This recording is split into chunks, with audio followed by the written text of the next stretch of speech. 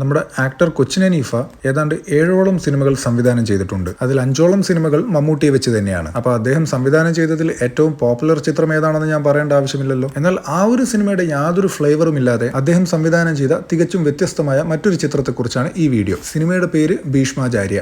അദ്ദേഹത്തിന്റെ അവസാന സംവിധാന സംരംഭവുമായിരുന്നു ഈ ഒരു ചിത്രം. അപ്പോൾ ഇതുവരെ ഈ സിനിമ കാണാത്തവർക്കായി ഇതെങ്ങനെയുള്ള ഒരു സിനിമയാണെന്ന് ചോദിച്ചാൽ ഇതിന് നമുക്കൊരു മാസ് ആക്ഷൻ ഫാമിലി ഡ്രാമ എന്നൊക്കെ വിളിക്കാം. ടൈറ്റിലിന് ഇത്ര നീളം കൂട്ടണമോ എന്ന് ചോദിച്ചാൽ യെസ്, വേണം. കാരണം ഈ പറഞ്ഞ എലമെന്റുകളെല്ലാം തന്നെയും ആ സിനിമയിലുണ്ട്. മനോജ് കെ ജയനും സിദ്ദീഖുമാണ് സിനിമയിലെ നായകന്മാർ. നടൻ നരേന്ദ്രപ്രസാദാണ് മറ്റൊരു പ്രധാന കഥാപാത്രത്തിലെത്തുന്നത്. സംവിധായകൻ കൊച്ചിൻ ഹനീഫയും ഒരു ഇമ്പോർട്ടന്റ് റോൾ ഈ പടത്തിൽ ചെയ്തിട്ടുണ്ട്.